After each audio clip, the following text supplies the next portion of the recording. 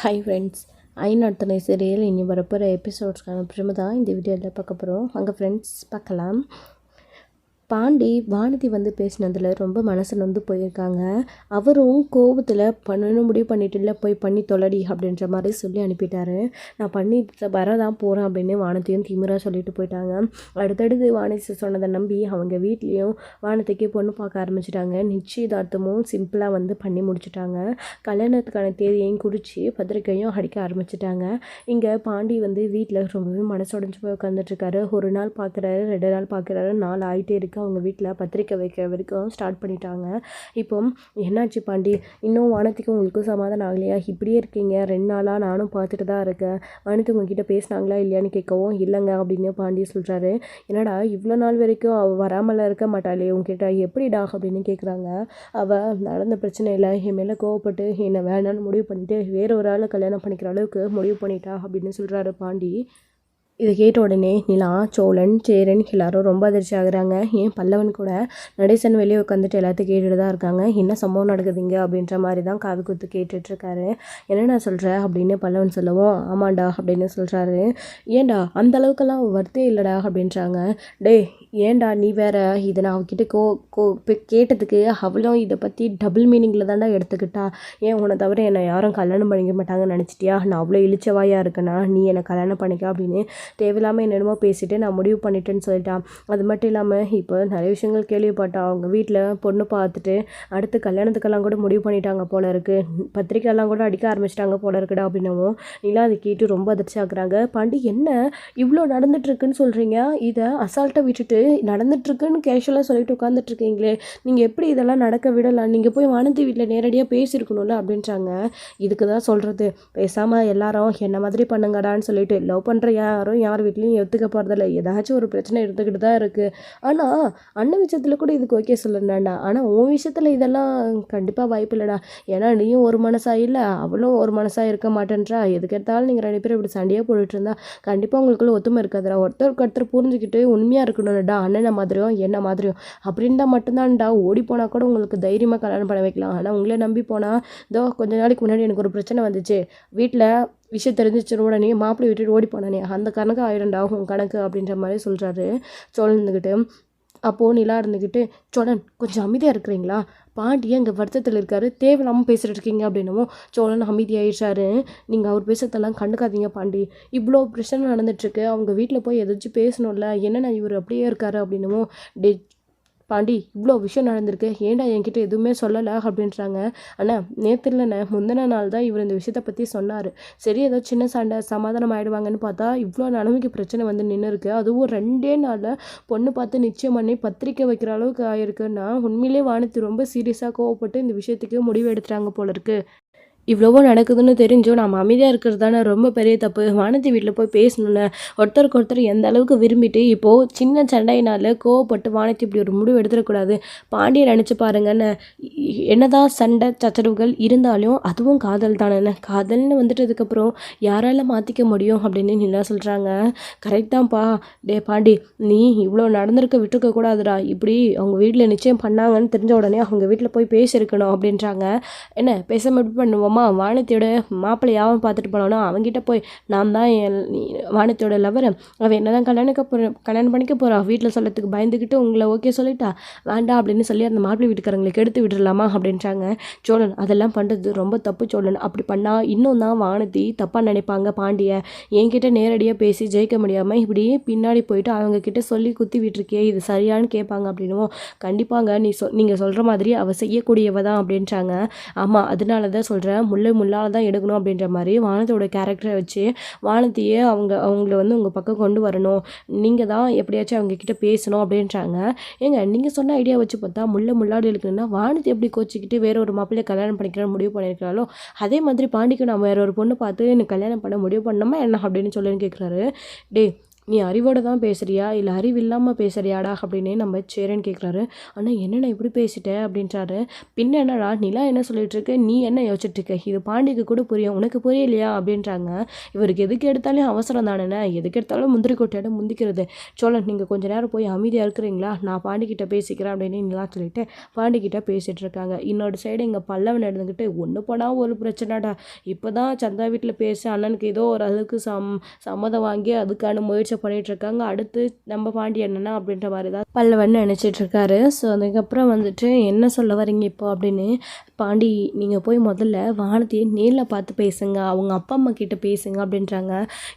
அவளே வேண்டான்னு தூக்கி எறிஞ்சிட்டு இன்னொரு மாப்பிள்ளையே கல்யாணம் பண்ணிக்கிறேன்னு சொன்ன உடனே அவங்க வீட்டில் ஏன் என்னன்னு கேட்காம முதல்ல எனக்கு வானத்தையே கல்யாணம் பண்ணி வைக்கணும்னு நினச்சிட்டு அடுத்து அவள் வேண்டான்னு சொன்ன உடனே இன்னொரு மாப்பிள்ளையை கல்யாணம் பண்ணி வச்சு பத்திரிக்கை வைக்கும் போயிருக்காங்க. அப்படின்னா அவங்க வீட்டில் சம்மந்தம் இல்லாமல் நடந்திருக்கோம். அவங்களுமே நான் வேண்டான்னு குறிக்கோளில் தானே இருந்தாங்க, வானதி தானே விடாப்பிடியாக என்னை வேணும்னு நான் கட்டிக்கிறேன்னு ஆசைப்பட்டா.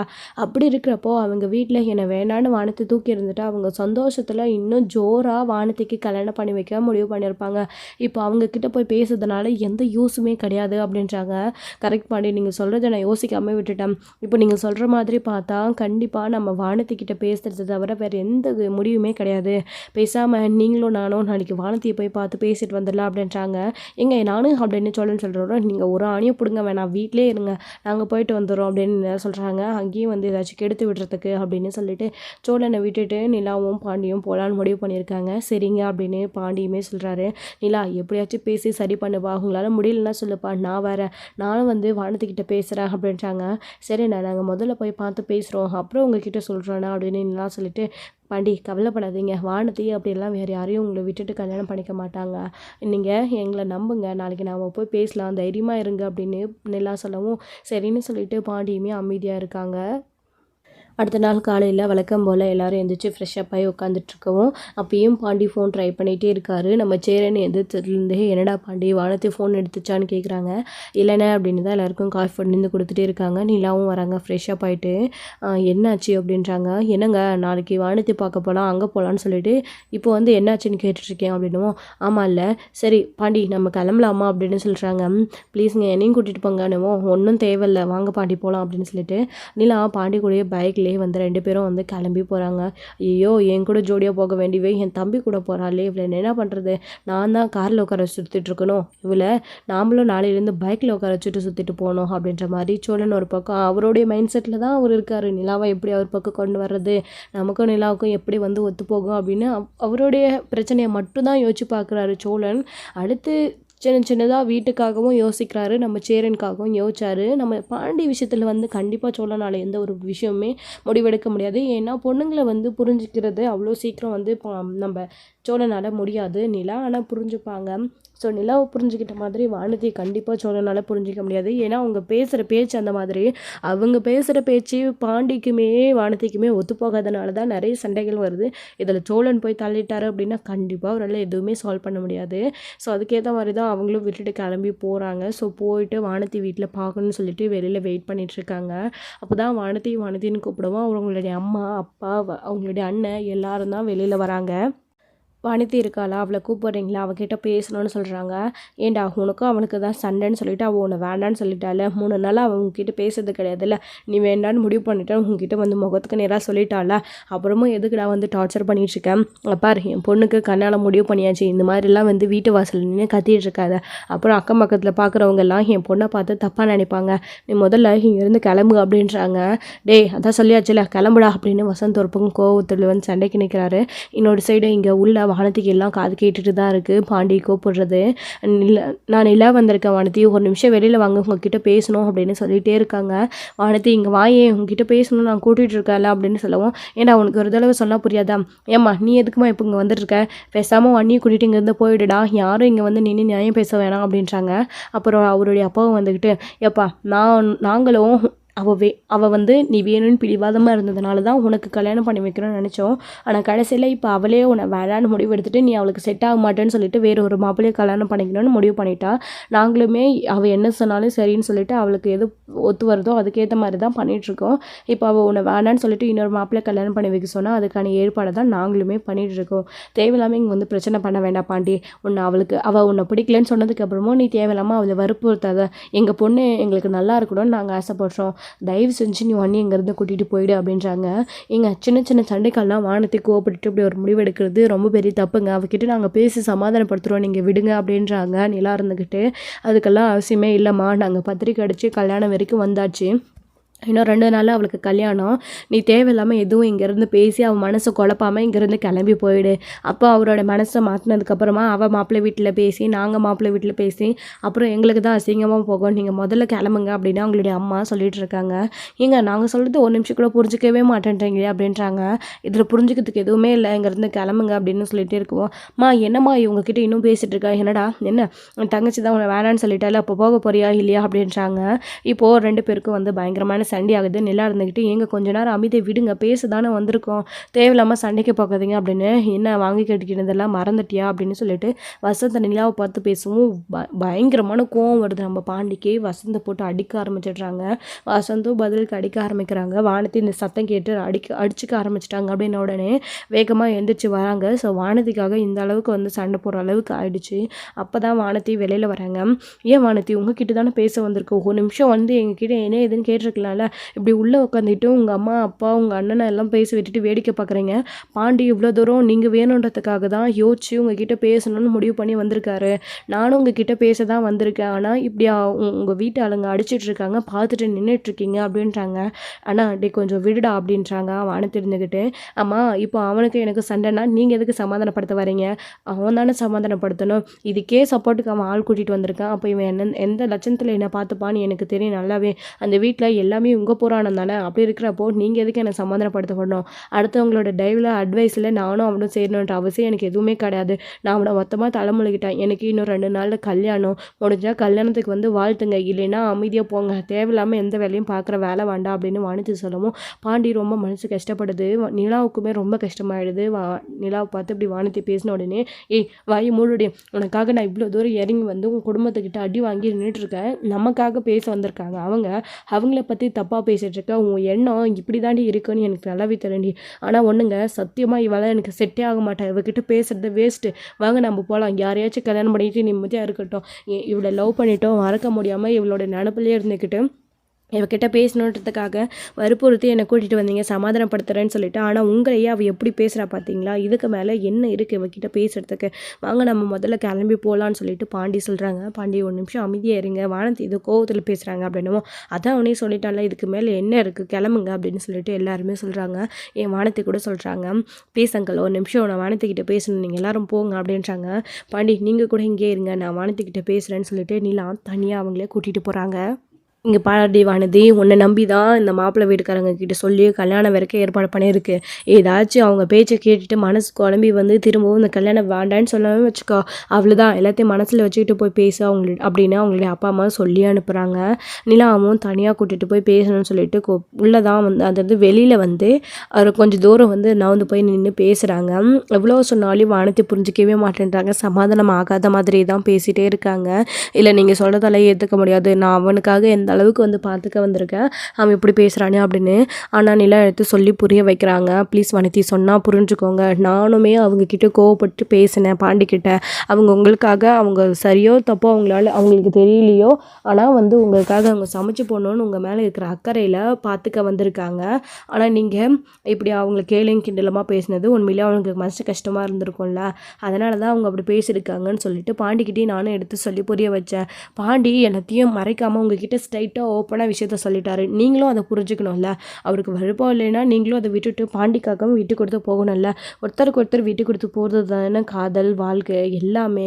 நீங்களும் விட்டு கொடுக்காம பாண்டி தெரியாத பேசிட்டு இப்போ அவர் எந்த அளவுக்கு உங்ககிட்ட இறங்கி வந்து நின்று இருக்காரு, அது எல்லாத்தையும் தாண்டி நீங்களும் அவரை மன்னிச்சுட்டு ஏற்றுக்கிட்டு விட்டு கொடுத்து ஒன்றா வாழ்ந்தால் எவ்வளோ சந்தோஷமாக இருக்கும். அதை விட்டு இந்த சின்ன பிரச்சனைக்காக இப்படி கல்யாணம் பண்ணிக்கிற அளவுக்கு போகலாமா? பாண்டியை பற்றி நினச்சி பாருங்கள். பாண்டி உங்களை வேண்டான்னு பிடிக்கலன்னு சொன்னப்போ கூட என்ன பையனை நீங்கள் கல்யாணம் பண்ணிக்கிறீங்களான்னு உன்னை பார்த்து கேட்டதுக்கப்புறம் கூட எல்லாத்தையும் தாண்டி உன்னை பாண்டி எவ்வளோ லவ் பண்ண ஆரம்பித்தார். முதல்ல பாண்டி தான் வேணும்னு நீங்கள் எவ்வளோ விடாப்பிடா நின்றீங்க. இப்போ இப்படி பேசினா எப்படி வானதி அப்படின்னு சொல்கிறாங்க.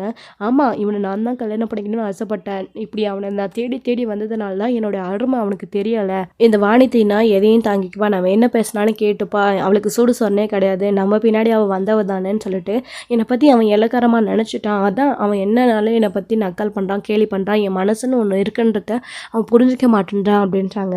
வானதி இதுக்கே இப்படி கோச்சிக்கிட்டா எப்படி? இன்னும் கல்யாணம் குடும்பம் அதில் ஒன்றா இருந்தால் இன்னும் நிறைய விஷயங்கள் நடக்கும். அப்படியெல்லாம் நடக்கிறப்போ நீங்கள் எப்படி வந்து அனுசரித்து போவீங்க? வீட்டில் ஒரே இடத்துல இருக்கிறப்போ ப்ளீஸ் புரிஞ்சுக்கோங்க, இன்னும் நிறைய இஷ்யூ இருக்குது அப்படின்றாங்க. அப்படியெல்லாம் நான் நடக்க விட மாட்டேன். நான் கல்யாணம் பண்ணிக்கிட்டா பாண்டியை நான் தனியாக கூட்டிகிட்டு போயிடுவேன். யாரும் எதுவும் பேசாத அளவுக்கு நான் அவனை நல்லா பார்த்துப்பேன், தனியாக கூட்டிகிட்டு போய் அப்படின்னு சொன்ன உடனே நிலா மனசு உடைஞ்சு போயிடுறாங்க. என்ன வானதி சொல்கிறீங்க அப்படின்னு. ஆமாம், பின்ன அந்த வீட்டில் தங்க எங்கே இடம் இருக்குன்னு நீங்களே சொல்லுங்கள். ஒரு ரூமில் நீங்கள் இருக்கீங்க, இன்னொரு ரூமில் சந்தாவுக்கோ சேரனுக்கும் கல்யாணம்னா அவங்க இருப்பாங்க. நாங்கள் தங்குறதுக்கு எங்கே இருக்குது? பல்லவன் வேறு இருக்கான். பல்லவன் சின்ன பையன் ஹாலில் படுத்துப்பான். ஏன் இவ்வளோ நாளாக சோழனே உங்கள் ரூமில் படுக்காமல் வெளியே தான் படுத்துட்ருக்காரு. அப்போ பாண்டியும் என்ன கல்யாணம் பண்ணதுக்கப்புறமா என்ன ஒரு ரூமில் தனியாக விட்டுட்டேன், இல்லை நான் எங்கே போய் படுப்பேன்? என்ன ஹாலில் படுக்க வச்சுட்டு அவன் அண்ணனுங்களோட அவன் தனியாக பார்த்து தூங்குவானா? எங்களுக்கு நான் அந்த வீட்டில் இடம் கூட கிடையாது. நான் அவங்ககிட்ட இதை பற்றி பேச பார்த்துட்டேன், அவன் சரின்னு சொல்லலை.